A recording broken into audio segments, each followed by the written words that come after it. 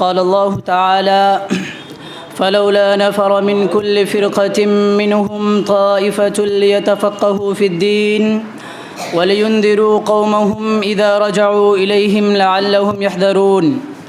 وقال رسول الله صلى الله عليه وسلم بلغوا عني ولو آية. وقال إذن ألا فليبلغ الشاهد الغائب. جناب صدر، محترم اساتذہ کرام اور ہم نشینان بزم، السلام علیکم ورحمۃ اللہ وبرکاتہ. آج مجھے جس موضوع پر لب کشائی کا موقع ملا ہے وہ ہے طلباء کی ذمہ داریاں. اس سے پہلے کہ میں آج کے عنوان کی طرف آؤں، اپنے نہایت قابل احترام اساتذہ کرام کا شکریہ ادا کرنا ضروری سمجھتا ہوں کہ جنہوں نے وقت کی نزاکت کا ادراک رکھتے ہوئے نہایت ہی اہم موضوع کا انتخاب کیا.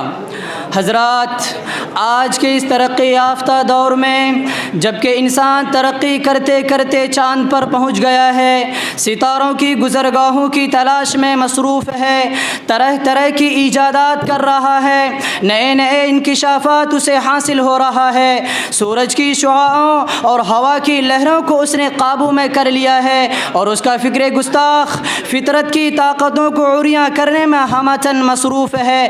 اس مشینری و سائنٹیفک دور نے اس کے ہوش و حواس کو مختل اور سوچنے سمجھنے کی صلاحیت کو معاف کر دیا ہے. وہ تہذیب و تمدن کی چمک دمک سے مسحور ہو کر اس کی دل فریبیوں میں کھو کر خالق حقیقی کو بھول بیٹھا ہے. مادیت کے طوفان نے اس سے فکر آخرت کا تصور ہی چھین لیا ہے، جس کی وجہ سے انسان سے انسانیت ختم ہوتی جا رہی ہے اور وہ خود کو ترقی یافتہ سمجھ کر ایمانی و اخلاقی زندگی سے محروم ہی نہیں بلکہ اسے پامال کرنے کی کوشش کر رہا ہے. وہ سورج کی شعاعوں کو گرفتار کرنے والا اپنی زندگی کی نفع و نقصان سے بے بہرا ہے. وہ ستاروں پر کمندیں ڈالنے والا اپنے صحیح افکار و اقدار کی ترجمانی سے ناواقف ہے.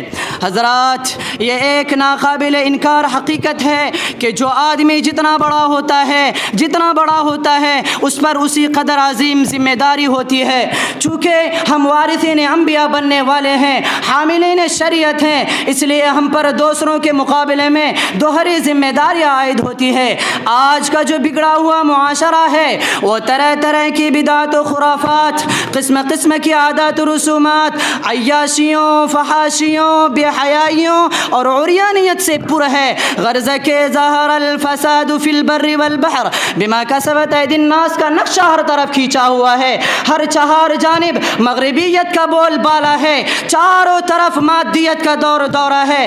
خلاصہ کلام یہ کہ ساری کی ساری دنیا ظلم و ستم کی چکی میں پس رہی ہے اور اس کی آہیں عرش بری سے فریاد کر رہی ہے. وہ کسی مصلح کی منتظر ہیں جو ان کو ظالم و جابر امراء اور سرکش و خونخوار سلاطین کے پنجہ استبداد سے نجات دلا سکے اور انہیں ان کے چنگل سے رہائی دلا سکے.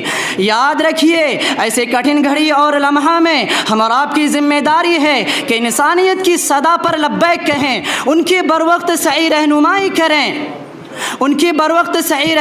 کریں اور آپ رسول پاک صلی اللہ علیہ وسلم کی اس قول من رأى منکم منکرا فلیغیر بیدہ فمن لم یستطع فبلسانہ ومن لم یستطع فبقلبہ وذلک ضعف الایمان کو حرز جا بنا لیں اور یہ تہیہ کر کے آگے قدم بڑھائیں کہ جب تک اس جسم میں جان ہے دین پر کوئی آنچ آنے نہیں دیں گے. دنیا میں پھیلے ہوئے کرپشن یعنی فساد سے لوگوں کو ریلیف کریں گے اور پوری کی پوری دنیا میں امن و آشتی، راحت و آرام اور چین و سکون کو فہم کریں گے اور ہر مضر چیز سے ہاتھ کو کھینچ لیں گے. بس انہی چند باتوں پر میں اپنی تقریر کو اس شعر پر ختم کرتا ہوں کہ تمنا ہے کہ اس دنیا میں کوئی کام کر جاؤں، اگر کچھ ہو سکے تو خدمت اسلام کر جاؤں. وآخر دعوانا ان الحمد للہ رب العالمین.